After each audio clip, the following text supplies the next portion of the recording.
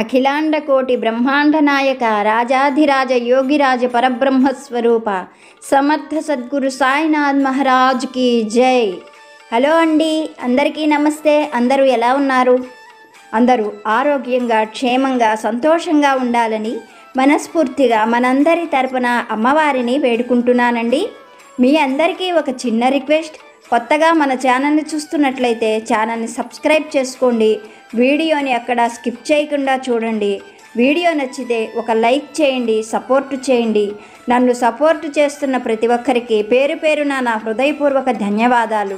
సాయి సమర్థుల దివ్యానుగ్రహంతో మన పనులు ఆటంకాలు లేకుండా పూర్తి కావాలని నేను కూడా మీ అందరి తరపున బాబాగారి పాదాలనంటి మనస్ఫూర్తిగా వేడుకుంటున్నాను. ఈరోజు బాబాగారు ఒక చక్కని సందేశాన్ని మనకి అనుగ్రహించారు. భక్తితో శ్రద్ధతో సాయి చెప్పేటువంటి గురువాక్కులను వినేందుకు ప్రయత్నం చేయండి. మనకు బాబాగారు తెలియజేస్తున్నారు, తల్లి, నేను నీతో ఒక ముఖ్యమైన మాటను చెప్పబోతున్నాను. నేను నీతో చెప్పే ప్రతి మాట నీ మంచి కోరి నీ తండ్రిగా నీకు చెబుతాను. కొన్నిసార్లు నేను నీ విషయంలో చాలా గట్టిగా ఉండవలసి వస్తుంది. అటువంటి సమయంలో నీ మనసు ఎంతో బాధపడుతుంది. ఆ విషయం నాకు తెలుసు. ముఖ్యంగా నిన్ను ఎవరైనా మోసం చేశారు అని నీకు అర్థమైనప్పుడు, అలాగే నీకు అవమానం జరిగింది అని నీ హృదయానికి తెలిసినప్పుడు నీకు కలిగేటువంటి బాధ గుండెలు పగిలే బాధ కలుగుతుంది. అటువంటి సమయంలో నువ్వు పడేటువంటి వేదన అంతా ఇంతా కాదు. కానీ ఈ సమయంలో నేను నీతో ఒక ముఖ్యమైన మాటను చెప్పాలి అనుకుంటున్నాను. ఇటువంటి సమయంలో నేను చెప్పే ఈ మాటను బాగా గుర్తుపెట్టుకో. ఆ మాట ఏమిటో తెలుసా? నీకు ఎవరు అపకారం చేశారో, ఎవరు కష్టం కలిగించారో వాళ్లకు మంచి జరగాలి అని నువ్వు కోరుకో. అవును, నువ్వు వింటున్నటువంటిది నిజమే. నేను చెప్పింది కూడా నిజమే. నేను నీతో ఎన్నడూ అసత్యం చెప్పను. నిజంగానే నువ్వు అందరూ బాగుండాలి అని, అందరి మంచిని నువ్వు కోరుకో. అలాగే నిన్ను బాధ పెట్టేవాళ్ళు కూడా బాగుండాలని మరీ కోరుకో. అలా నువ్వు కోరుకుంటం వల్ల దైవం నీకు తప్పకుండా మేలు చేస్తాడు.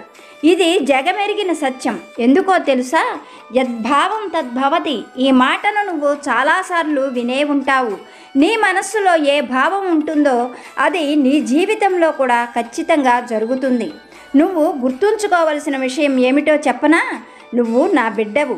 నా పిల్లలు ఎవ్వరూ కూడా ఎప్పుడు ఎవ్వరికి కలలో కూడా అపకారం తలపెట్టరు. ఆ ఆలోచన కూడా రానివ్వరు. అటువంటి వారే నాకు నిజమైనటువంటి బిడ్డలు. అందరికీ మంచి జరగాలి అనే కోరుకుంటారు. మరి అందరి మంచి కోరుకునేటువంటి నా బిడ్డలకు మరి మంచి జరగకుండా ఎలా పోతుంది? నేను చూస్తూ ఊరుకుంటానని నువ్వు ఎలా అనుకుంటున్నావు? పొరపాటును కూడా నీ ఆలోచనను ఈ విధంగా రానియ్యవద్దు. నేను నీతో మళ్ళీ చెబుతున్నాను, ఎవరు ఏం చేస్తారో అదే వాళ్ళకి తిరిగి వస్తుంది. బలంగా గోడ వైపు విసిరిన బంతి మనం ఎంత బలంగా విసురుతామో అది అంతకు రెట్టింపు బలంతో తిరిగి మన దగ్గరకే చేరుకుంటుంది. అది మంచి కావచ్చు, అలాగే చెడు కూడా కావచ్చు. కానీ ఇప్పుడు నువ్వు నన్ను ఒక విషయాన్ని అడగాలనుకుంటున్నావు. బాబా, అన్ని రకాలుగా నేను నష్టపోయాను. బాధలు పడుతున్నది కూడా నేనే కదా బాబా. నాకు నష్టం కలిగించిన వాళ్ళు ప్రస్తుతం ఎంతో ఆనందంగా ఉన్నారు. వారు నా ముందే ఎంతో సంతోషమైన జీవితాన్ని గడుపుతున్నారు కదా. మరి నా మనసుకు ఎలా సమాధానం దొరుకుతుంది బాబా అని నువ్వు నన్ను అడుగుతున్నావు కదా. నీ ప్రశ్నలన్నిటికీ త్వరలోనే నీకు కాలమే చక్కని సమాధానం చెప్పబోతుంది. ఇది పరమసత్యం. నువ్వు నీ మనసుని సమాధానపరుచుకోవడం కోసం నీ ఇష్టదైవాన్ని ప్రతి క్షణము స్మరిస్తూనే ఉండు. అలాగే అందరి మంచిని కోరుకోవడం అన్న ఈ ఆలోచనను మాత్రం ఎప్పుడూ కూడా విరమించుకోవద్దు. మళ్ళీ చెబుతున్నాను, యద్భావం తద్భవతి. నీ మనస్సులో ఏ భావన ఉంటుందో ఆ భావన నీ జీవితంలో కూడా జరుగుతుంది అని బాబాగారు ఈరోజు ఒక చక్కని గురూపదేశాన్ని మనకి అనుగ్రహించారు. బాబాగారు చెప్పినటువంటి ఈ వాక్కులలోని పరమసత్యాన్ని సాయి అనుగ్రహంతో ఒక చక్కని కథ రూపంలో తెలుసుకోవడానికి ప్రయత్నం చేద్దాం. వీడియోని అక్కడ స్కిప్ చేయకుండా చూడండి. మర్చిపోకుండా లైక్ చేసి సపోర్టు చేయండి. పూర్వం కావేరీ నదీ తీర ప్రాంతంలో ఒక గ్రామం ఉండేది. ఆ గ్రామం నదీ తీర ప్రాంతానికి దగ్గరగా ఉండడంతో పచ్చని పంట పొలాలతో పెద్ద పెద్ద పండ్ల చెట్లతో ఆ గ్రామం అంతా కూడా సస్యశ్యామలంగా ఉండేది. ఆ గ్రామం చాలా గ్రామాలకు నడిబొడ్డుగా ఉండడం చేత నిత్యము ఆ గ్రామం వైపుగా రాకపోకలు సాగించేవారు చాలామంది ఉండేవారు. ఆ గ్రామంలోని వారందరూ కూడా ఎంతో మంచి హృదయం కలిగిన వారు. ఆ గ్రామంలోనికి వచ్చేటువంటి సాధువులకు, సత్పురుషులకు ఆ గ్రామంలోని గ్రామ అధికారి ప్రత్యేకమైన ఏర్పాట్లు చేసేవాడు. అందువల్ల ఆ గ్రామంలోకి ఎక్కువగా సాధువులు వస్తూ ఉండేవారు. గ్రామంలోని ఇతర గ్రామాల వాళ్ళు కూడా రాకపోకలు సాగిస్తూ ఉండడం వల్ల ఆ గ్రామం ఎప్పుడూ కూడా ప్రజలతో చక్కగా కళకళలాడుతూ ఉండేది. ఆ గ్రామంలోని వారందరూ కూడా సాధారణ రైతు కూలీలు. అందరూ కూడా ఉన్నంతలో కష్టపడి పని చేసుకొని సంతోషమైన జీవితం గడుపుతూ ఉండేవారు. ఆ గ్రామంలోనే ఒక రైతు కుటుంబం ఉండేది. ఆ రైతుకి తన తల్లిదండ్రుల నుండి కొద్దిగా పొలము, కొన్ని పశువులు వచ్చాయి. రైతు పెద్దవాడైన తరువాత, వివాహం జరిగిన తరువాత అతని తల్లిదండ్రులు కూడా ఒకరి తర్వాత ఒకరు కాలం చెందారు. ఇలా ఉండగా రైతు భార్య ఇంట్లోనే ఉంటూ ఆ పశువులను చూసుకుంటూ, ఇంటి పనులన్నీ చూసుకుంటూ, ఇంటి పెరటిలో చక్కగా కూరగాయలు పండించి వాటిని అమ్ముతూ ఉండేది. రైతు తన పొలంలోనే కాకుండా మిగిలిన వారి పొలాలలో కూడా పనులు చేస్తూ ఆ వచ్చినటువంటి డబ్బులతో ఆ కుటుంబం ఎంతో సంతోషంగా ఉండేది. వాళ్ళ సంతోషానికి ఉన్నంతలో ఆనందంగా జీవితం గడుపుతున్నారు. కానీ ఆ రైతు దంపతులకు తీరనటువంటి లోటు ఏమిటంటే సంతానం లేకపోవటం. వాళ్లకు వివాహం జరిగి చాలా సంవత్సరాలు అయినా కానీ సంతానం కలగకపోవడంతో ఆ విషయాన్ని తలుచుకొని పదే పదే బాధపడుతూ ఉండేవారు. ఆ గ్రామాలకు వచ్చేటువంటి సాధువులను, సత్పురుషులను రైతు దంపతులు సంప్రదించి తమకు సంతానం కలగడానికి మార్గం చెప్పమని కోరుకునేవారు. వారు చెప్పినటువంటి పనులన్నీ కూడా రైతు భార్య తూచా తప్పకుండా చేసేది. ఆ సాధువులు చెప్పినట్లుగా పూజలు, నోములు తనకు చేతనైనవన్నీ చేసేది. ఇలా ఉండగా వాళ్ళ పూజలు ఫలించి కొన్నాళ్లకు వాళ్లకు లేక ఒక మగపిల్లవాడు కలిగాడు. అలా సంతానం కలగడంతో రైతు దంపతుల ఆనందానికి అంతు లేకుండా పోయింది. ఆ పిల్లవాడికి ఒక మంచి శుభతరుణంలో కోటయ్య అని పేరు పెట్టి అల్లారు ముద్దుగా పెంచుతున్నారు. అలా లేక పిల్లవాడు కలగడంతో రైతు భార్య ఆ పిల్లవాడిని కింద దించేది కాదు. ఏ పని చేసుకుంటున్నా ఆ పిల్లవాడిని తన చంకలో పెట్టుకునే పనులు చేసుకునేది. ఆ పిల్లవాడు కూడా తల్లికి బాగా మచ్చికైనాడు. ఇలా రైతు కుటుంబం చాలా సంతోషంగా కాలం గడుపుతూ ఉన్నది. పిల్లవాడు కూడా పెరిగి పెద్దవాడవుతున్నాడు. అలా పిల్లవాడు పెరిగి పెద్దవాడవుతూ ఉండడంతో రైతు ఎంతగానో సంతోషపడేవాడు. ఇరుగు పొరుగు వాళ్ళ పిల్లలు వాళ్ళ తల్లిదండ్రులతో కలిసి పొలం పనులు చేసేవారు, పశువుల దగ్గర పనులు చేసేవారు. కానీ కోటయ్య మాత్రం ఏ పని చేసేవాడు కాదు. ఆ పిల్లలతో ఆటపాటలతోనే కాలక్షేపం చేసేవాడు. ఎప్పుడైనా రైతు కోటయ్యను కూడా తనతో పాటు పొలానికి కానీ పశువులను మేపటానికి కానీ తీసుకొని వెళ్ళాలని ప్రయత్నించినప్పుడు అతడు తండ్రితో వెళ్లేందుకు ఏమాత్రం ఒప్పుకునేవాడు కాదు. అతనికి వంత పాడుతున్నట్లు కోటయ్య తల్లి, నా కొడుకు ఈ పొలం పనులు, పశువుల పనులు చేయవలసిన అవసరం లేదు. వాడు గొప్ప జాతకుడవుతాడు.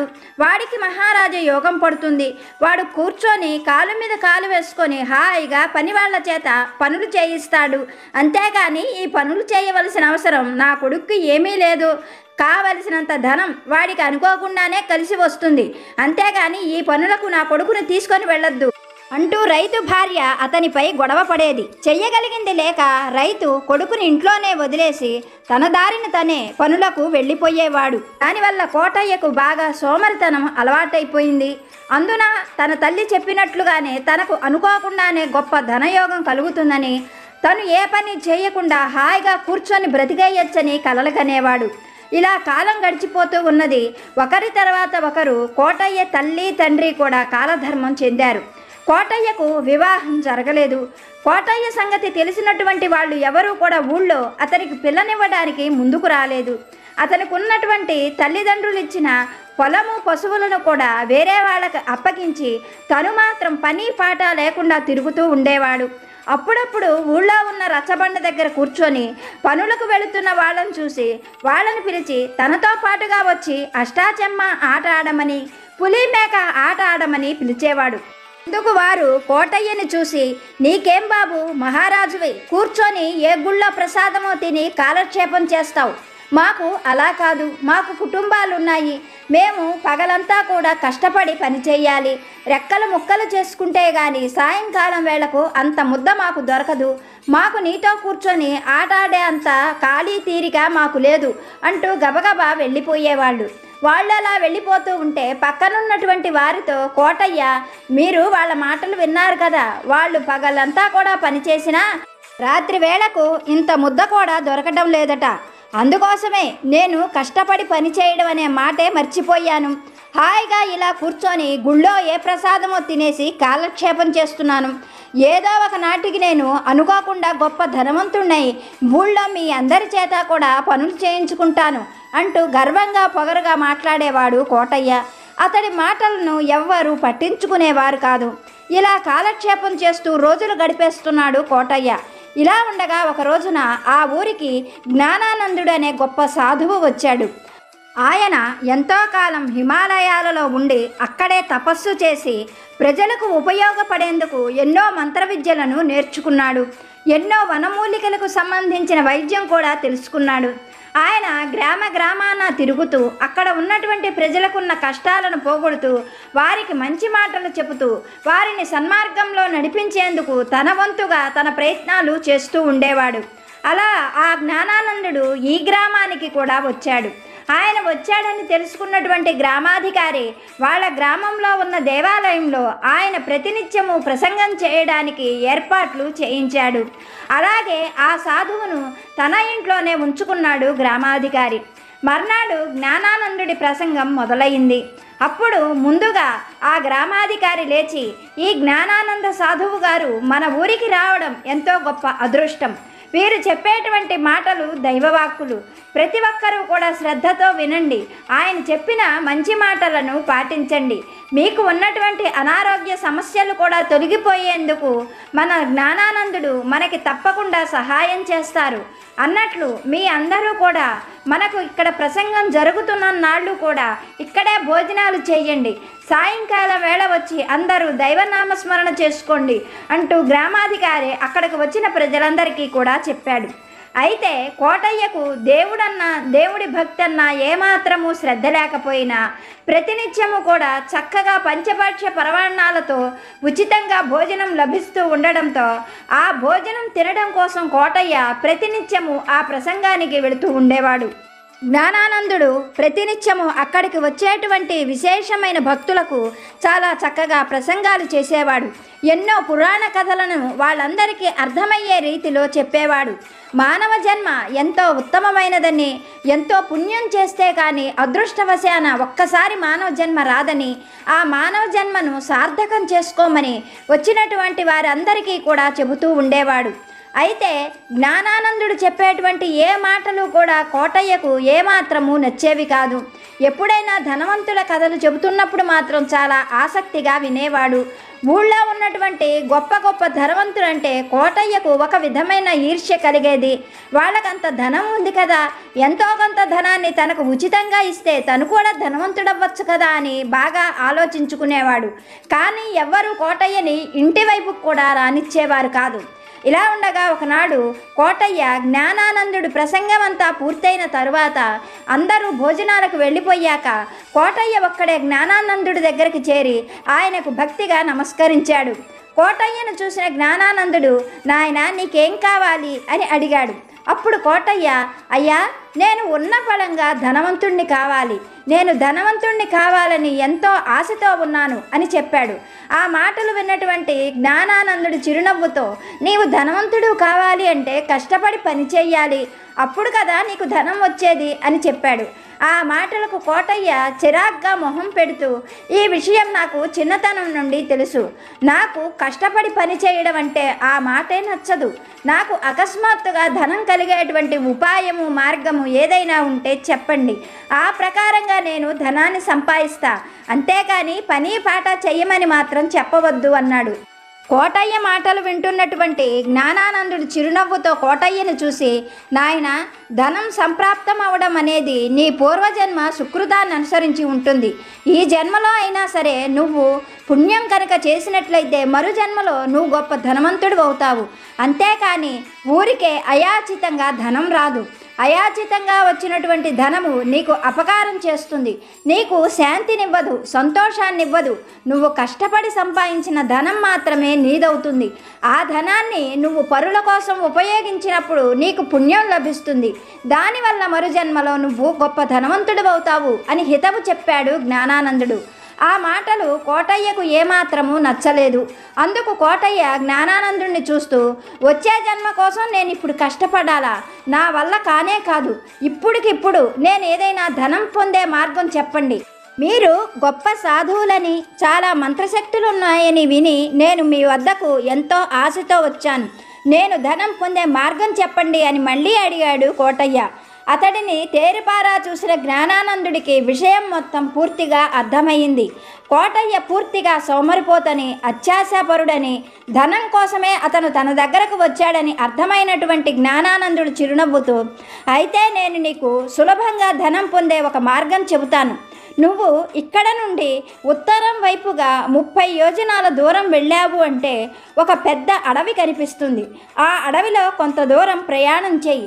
అక్కడ నీకు ఎత్తైన పర్వతం కనిపిస్తుంది.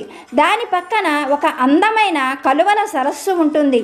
దాని పక్కనే వేల సంవత్సరాల నాటి మర్రి చెట్టు ఉంది. ఆ మర్రి చెట్టు మీద ఒక బ్రహ్మరాక్షసుడు ఎప్పటి నుండో నివాసం ఉంటున్నాడు. అతడి దగ్గరకు వెళ్ళావంటే అతడు నిన్ను ధనవంతుణ్ణి చేస్తాడు అని చెప్పాడు జ్ఞానానందుడు. బ్రహ్మరాక్షసుడి పేరు వినగానే కోటయ్య హడలిపోయాడు. జ్ఞానానందుడిని చూస్తూ, స్వామి, నేను మిమ్మల్ని ధనవంతుణ్ణి చెయ్యమన్నాను కదా అన్న కోపంతో నన్ను ఆ బ్రహ్మరాక్షసుడికి బలిపెడతారా ఏమిటి? బ్రహ్మరాక్షసుడేమిటి, ధనం ఇవ్వటం ఏమిటి అని తిరిగి ప్రశ్నించాడు. ఆ మాటలకు జ్ఞానానందుడు చిరునవ్వుతో కోటయ్యను చూసి, కోటయ్య, భయపడకు. నువ్వు అనుకునేటువంటి రాక్షసుడు ఇతను కాదు. ఇతను చాలా సాత్వికుడు. శాకాహారాన్ని మాత్రమే భుజిస్తాడు. నిరంతరము దైవనామస్మరణ చేస్తూ ఉంటాడు. అతని దగ్గరికి వెళ్ళు. అతను చెప్పినట్లుగా చెయ్యి. నీకు ధనం దొరుకుతుంది. అతను ఏం చెబుతాడో అది చేస్తే నువ్వు ధనవంతుడివి అవుతావు అని చెప్పాడు జ్ఞానానందుడు. ఆ మాటలు విన్నటువంటి కోటయ్యకు ప్రాణం లేచి వచ్చినట్లుగా అనిపించింది. మరుక్షణమే జ్ఞానానందుడికి భక్తిగా నమస్కరించి అక్కడ నుండి అటే అరణ్యానికి బయలుదేరాడు. అలా 2 రోజుల పాటు ఆ అరణ్యం వైపు ప్రయాణం సాగించాడు కోటయ్య. దారిలో దొరికినటువంటి ఆహారాన్ని తిన్నాడు. అక్కడ ఉన్నటువంటి సరస్సులలోని నీరు తాగుతూ ఎలాగో అష్టకష్టాలు పడి రాక్షసుడు ఉన్నటువంటి ఆ మర్రి చెట్టు దగ్గరికి చేరుకున్నాడు కోటయ్య.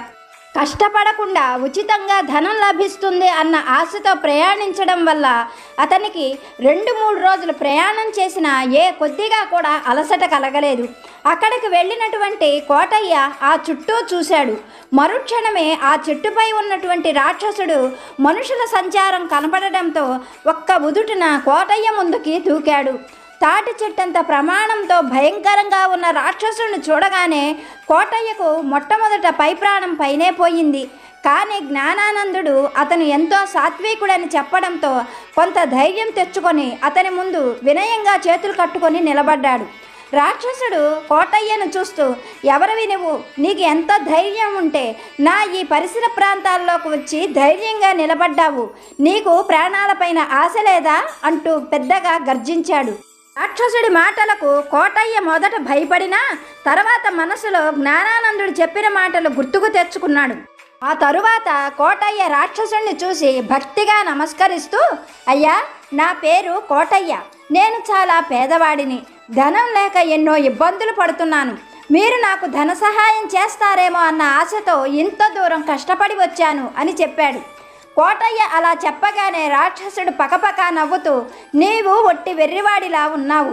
నీకు ధనం కావాలి అంటే కష్టపడి పని చెయ్యాలి. కష్టపడి పని చేస్తేనే ధనం వస్తుంది. అంతేకాని ఇలా అడవులు పట్టుకొని తిరుగుతూ ఉంటే అడవులలో ఎవరైనా నీకు మూటలు కట్టి ధనాన్ని ఇస్తారా? కాబట్టి ఇక్కడ నుండి ఇటే తిరిగి వెళ్ళు. ఎక్కడికైనా వెళ్ళి కష్టపడి పని చేసుకో, ధనం వస్తుంది అని చెప్పాడు రాక్షసుడు. రాక్షసుడి మాటలు వింటున్నటువంటి కోటయ్య రాక్షసుడిని చూస్తూ, సరిగ్గా ఇలాగే జ్ఞానానందుడు కూడా ఇలాగే చెప్పారు. ఆ సాధువు ఇలా చెప్పడంతో నాకు ఆ మాట నచ్చలేదు. అందుకే ఆయనతో తిరిగి అదే సమాధానం చెప్పాను. నేను కష్టపడకుండానే నాకు ధనం కావాలి అని సాధువు జ్ఞానానందుణ్ణి కోరుకున్నాను. అప్పుడు ఆయన నాకు నీ పేరు చెప్పాడు. నువ్వు నాకు ధన సహాయం చేస్తావని కూడా చెప్పారు. అందుకోసమని ఎంతో ఆశతో ధనవంతుణ్ణి కావాలి అన్న బలమైన కోరికతో కష్టపడి నీ దగ్గరకు వచ్చాను అని చెప్పాడు కోటయ్య. జ్ఞానానందుడి పేరు వినగానే రాక్షసుడు భక్తిగా ఆయనకు నమస్కరించి, ఓహో, నువ్వు జ్ఞానానందుడు పంపితే వచ్చావా? ఆ మాట ముందే చెప్పావు కాదు. నువ్వు ముందే ఆ మాట చెప్పి ఉంటే నేను నిన్ను ఏ ప్రశ్నలు వేసేవాడిని కాదు. ఇంకా నువ్వు నిశ్చింతగా ఉండు. నువ్వు ధనవంతుడివి అయిపోయినట్లే. నేను నిన్ను ధనవంతుడిని చేస్తాను. ఒక్క క్షణం ఇక్కడే ఉండు అంటూ రాక్షసుడు అంతలోనే అదృశ్యమైపోయాడు. అలా అదృశ్యమైన ఆ రాక్షసుడు కొద్ది క్షణాల్లోనే బంగారు వర్ణంతో మెరిసిపోయే ఒక సంచితో పాటుగా కోటయ్య ముందు ప్రత్యక్షమయ్యాడు. కానీ ఆ సంచిని తన దగ్గర ఉంచుకొని రాక్షసుడు ఏదో ఆలోచిస్తున్నాడు. ఎంతసేపటికి ఆ సంచిని తనకివ్వకపోవడంతో కోటయ్య అయోమయంగా రాక్షసుడిని చూస్తూ, ఇంకా ఆలస్యం దేనికి, నాకు ధనాన్ని ఇవ్వు అన్నాడు. అందుకు రాక్షసుడు పకపక నవ్వుతూ, నీ జీవితకాలం ఆనందంగా సంతోషంగా ఉండటానికి నీకు ఎంత ధనం ఇవ్వాలా అని ఆలోచిస్తున్నాను అన్నాడు. రాక్షసుడి మాటలకు కోటయ్య, అంటే నేను ఎంత ధనం కోరుకుంటే నువ్వు అంత ధనం ఇస్తావన్నమాట అన్నాడు. అందుకు రాక్షసుడు అవునన్నట్లుగా తల ఊపుతూ ఆ సంచిని కోటయ్యకిచ్చాడు. వెంటనే కోటయ్య ఆ సంచిని తెరిచి చూడగానే రాక్షసుడు కోటయ్య వంక చూస్తూ, కోటయ్య, ఒక్క క్షణం ఆగు, నేను చెప్పే మాట విను. నువ్వు ఆ సంచిలో చెయ్యి పెట్టగానే నీకు ఒక బంగారు నాణెం దొరుకుతుంది. అలా నువ్వు ఎన్నిసార్లు చెయ్యి పెడితే అన్నిసార్లు నీకు బంగారు నాణ్యాలు దొరుకుతూ ఉంటాయి అని చెప్పగానే కోటయ్య వెంటనే అందులో చెయ్యి పెట్టబోయాడు. అప్పుడు మళ్ళీ రాక్షసుడు, ఒక్క క్షణం ఆగు కోటయ్య, నేను చెప్పేది శాంతం విను. ఇది నీ మంచి కోరి, నీ హితం కోరి చెబుతున్నాను. నువ్వు ఆ సంచిలో నుండి బంగారు నాణ్యాలు తీయడం అనేది నీ ఇష్టమే. కానీ ఒక్కసారి నువ్వు ఆహారం కానీ నీరు కానీ తీసుకున్నావంటే ఇంకా ఆ సంచి తన మహిమను కోల్పోతుంది. నీకింకా అది బంగారాన్ని ఇవ్వలేదు. ఈ విషయాన్ని నువ్వు బాగా గుర్తుపెట్టుకో అని చెప్పాడు రాక్షసుడు. అతడి మాటలు వింటున్న కోటయ్య పకపక నవ్వుతూ, ఎవరైనా సరే బంగారు నాణ్యాలు వస్తూ ఉంటే అన్నము, నీళ్లు వీటి గురించి ఎవరైనా ఆలోచిస్తారా? ఇప్పటికి నాకు చేసిన సహాయం చాలు. ఇంకా నువ్వు నీ పని చేసుకో, నా పని నన్ను చేసుకొని అని చెప్పాడు.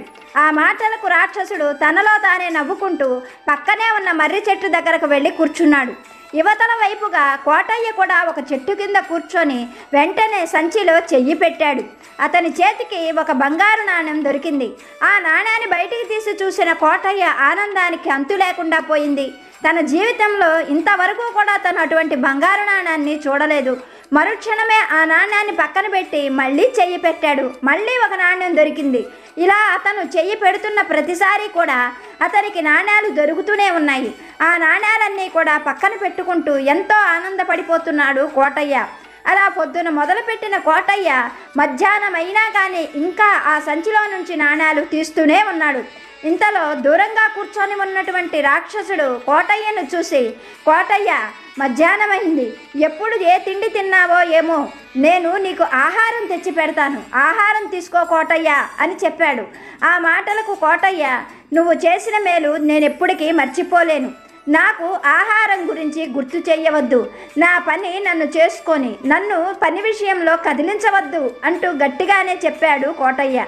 అతని మాటలకు రాక్షసుడు పకపక నవ్వుకుంటూ మళ్ళీ వెళ్ళి చెట్టు కింద కూర్చున్నాడు. కోటయ్య ఇలా నాణ్యాలు తీస్తూనే ఉన్నాడు. సాయంకాలమైంది, సూర్యాస్తమయం అవుతూ ఉన్నది. కోటయ్య పొద్దుట నుండి సంచిలో నుండి తీసిన నాణ్యాలన్నీ కూడా సుమారు ఒక బిందె నిండా కూడా తయారయ్యాయి. అవన్నీ చూసినటువంటి రాక్షసుడు కోటయ్య దగ్గరకు వచ్చి, కోటయ్య, నా మాట విను, ఇప్పుడైనా ఆహారం తీసుకో. నువ్వు హాయిగా బ్రతకడానికి ఈ బంగారు నాణ్యాలు సరిపోతాయి. నా మాట విని ఏదైనా ఆహారం తీసుకో అని హితవు చెప్పాడు రాక్షసుడు. కానీ కోటయ్యకు రాక్షసుడి మాటలు ఏమాత్రము నచ్చలేదు. రాక్షసుడిని చూస్తూ కోటయ్య, నీకు ఆహారం కావాలంటే నువ్వు వెళ్ళి తిను, అంతేకాని నాకు ఆహారం అవసరం లేదు. ఇలా బంగారు నాణ్యాలు వస్తూ ఉంటే ఆహారం వైపుకి ఎవరి మనస్సు మళ్ళదు. దయచేసి నన్ను ఇంకా ఈ విషయంలో కదిలించవద్దు. నీ సలహాలకు సూచనలకు ధన్యవాదాలు, నువ్వు వెళ్ళిపో అంటూ కోపంగా చెప్పాడు కోటయ్య. చెయ్యగలిగింది ఏమీ లేక రాక్షసుడు దూరంగా వెళ్ళిపోయి చెట్టు కింద కూర్చున్నాడు. రాత్రి అయ్యిందన్న విషయాన్ని కూడా మర్చిపోయి కోటయ్య సంచిలో నుండి నాణేలు తీస్తూనే ఉన్నాడు. మర్నాడు సూర్యోదయమైంది. రాక్షసుడు ఉండబట్టలేక కోటయ్య దగ్గరకు వచ్చి ఎంతో ప్రేమగా కోటయ్యను చూస్తూ, మిత్రమా, నా మాట విను, ఇప్పుడైనా సరే ఆహారం తీసుకో. ఇప్పటి వరకు నువ్వు తీసుకున్న ఈ బంగారు నాణేలు నీకు చక్కగా జీవితాంతం ఆనందంగా ఉండేందుకు సరిపోతాయి అని చెప్పాడు. రాక్షసుడి మాటలకు కోటయ్య ఒకంత నీరసంగా, నువ్వు చెప్పింది నిజమే కావచ్చు, నాకు సరిపోతాయి సరే, నా పిల్లలకు, నా మనవళ్లకు, ముని మనవళ్లకు కూడా కూర్చొని తిన్న తరగనంత బంగారు నాణేలు నాకు కావాలి. అందుకోసం నా శక్తి ఉన్నంత వరకు నేను నాణేలు తీస్తూనే ఉంటాను. నన్ను ఇంక నువ్వు కదిలించవద్దు, నాకు ఓపిక తగ్గిపోతుంది అని చెప్పాడు కోటయ్య. చేయగలిగింది ఏమీ లేక రాక్షసుడు దూరంగా వెళ్ళిపోయాడు. కానీ రాక్షసుడు కోటయ్య మీద ఎంతో ప్రేమతో 3-4 గంటలకు ఒకసారి వచ్చి కోటయ్యను ఆహారం తీసుకోమని, నీరు తీసుకోమని ఎంతగానో బ్రతిమిలాడుతూ హితవు చెప్పాడు. కానీ కోటయ్య మాత్రం రాక్షసుడి మాటలు ఏమీ వినిపించుకోలేదు. రెండో రోజు కూడా సాయంకాలం వేళ అవుతూ ఉన్నది.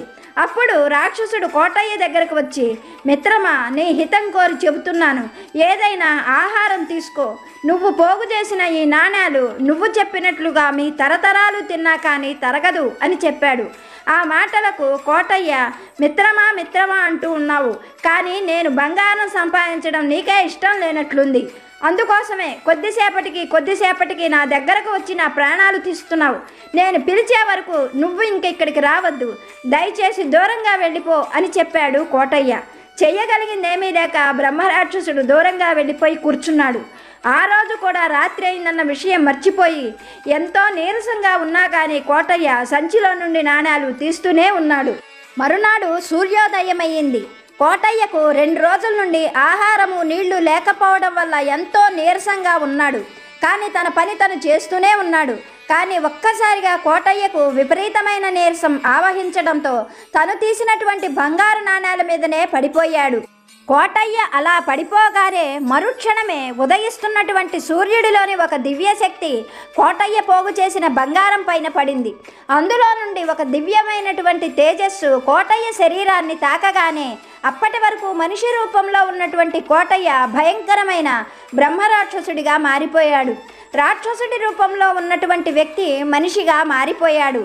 క్షణాల్లోనే ఇదంతా కూడా జరిగిపోయింది. అలా తేరుకున్నటువంటి కోటయ్య ఒక్కసారిగా పైకి లేచి వికృతంగా మారిపోయిన తన రూపాన్ని చూసి బోరు బోరునా విలపిస్తూ ఎదురుగా మనిషి రూపంలో ఉన్న రాక్షసుడిని చూసి, అంతా మోసం, దగ, కుట్ర, నన్ను నమ్మించి ఇంత పని చేశావు. ఇప్పటి వరకు కూడా మిత్రమా మిత్రమా అంటూ నాకు మేలు చేసినట్లుగా నటించావు. నీలాంటి వాణ్ణి బ్రతకనివ్వకూడదు అంటూ కోపంగా అరిచాడు కోటయ్య. ఆ మాటలకు ఆ రాక్షసుడి రూపంలో ఉన్న వ్యక్తి కోటయ్యను చూసి, మిత్రమా, నేను నీకు ఎంతో మేలు చేయాలని చూశాను. నా పేరు నాగేశం. నేను కూడా నీలాగానే అత్యాశాపరుడను, సోమరిపోతును, ఏ పని చేసేవాడిని కాదు. నా అన్నదమ్ములు నా సోమరిపోతుతనాన్ని తట్టుకోలేక ఇంట్లో నుండి బయటకు గెంటివేశారు. నా భార్య పిల్లలు కూడా నన్ను వదిలేసి వెళ్ళిపోయారు. ఎంతమంది నన్ను వదిలేసినా నేను మాత్రం సోమరిపోతుతనాన్ని వదిలిపెట్టలేకపోయాను. అయాచితంగా ధనవంతుణ్ణి కావాలని ఎన్నో రకాలైనటువంటి ప్రయోగాలు చేశాను. ఏ రోజు కూడా కష్టపడి పని చేయాలి అని నేను అనుకోవడాన్ని ఇష్టపడేవాడిని కాదు. ఒకనాడు ఈ సాధువు చెప్పినట్లుగానే నేను కూడా ఈ అరణ్యానికి ధనం కోసమే వచ్చాను. నీలాగానే అప్పుడు నేను నీకు చెప్పినట్లుగా అప్పుడు ఉన్నటువంటి రాక్షసుడు నాకు ఎన్నో హితోక్తులు చెప్పినా అవి ఏవీ కూడా నా చెవులకి ఎక్కలేదు. ధనం మీద అత్యాశతో నేను కూడా తిండి నీళ్లు మానేసి 2 రోజుల పాటు ధనం తీస్తూనే ఉన్నాను. ఇదిగో నీకు పట్టిన గతే నాకు ఆ రోజున పట్టింది. నేను నీకు ఈ గతి పట్టకూడదని, నువ్వు ఇలాంటి అవస్థలు పడకూడదని ఎన్ని రకాలుగా నిన్ను హెచ్చరించాను. నువ్వే ఒక్కసారి గుర్తు చేసుకో అన్నాడు మనిషి రూపంలో మారిపోయిన నాగేశం. అతని మాటలకు కోటయ్య అవునన్నట్లుగా తల ఊపి, మరైతే నాకు ఈ రాక్షస రూపం ఎప్పుడు పోతుంది మిత్రమా అని అడిగాడు. అందుకు నాగేశం అతడిని చూస్తూ, నీలాగే మళ్ళీ అత్యాశాపరుడు సోమరిపోతైన మనిషి వచ్చే వరకు నీకు ఈ అవస్థలు తప్పవు. సదా దైవనామాన్ని ధ్యానిస్తూ ఉండు అంటూ నాగేశం కష్టపడి సంతోషంగా బ్రతికేందుకు తన గ్రామం వైపు బయలుదేరి వెళ్ళిపోయాడు. మనకు బాబాగారు చెప్పేటువంటి మాట ఇదే. తల్లి, నీకు అపకారం చేసిన వారైనా, అవమానం చేసిన వారైనా, ఎవ్వరైనా కానీ నువ్వు ఎల్లప్పుడూ అందరూ బాగుండాలి అని సంతోషంగా మనస్ఫూర్తిగా కోరుకో. అప్పుడు నువ్వు బాగుండేటట్లు నేను నా మహిమను నీ యందు తప్పకుండా చూపించగలను. నువ్వు ఏది కోరుకుంటావో అదే జరుగుతుంది అని బాబాగారు ఒక చక్కని సందేశాన్ని అనుగ్రహించారు. ఇప్పటి వరకు వీడియో చూసిన మీ అందరికీ పేరు పేరున హృదయపూర్వక ధన్యవాదాలు. మరొక మంచి వీడియోతో బాబాగారి ఆశీస్సులతో మళ్ళీ కలుసుకుందాం. సర్వేజన సుఖినో భవంతు.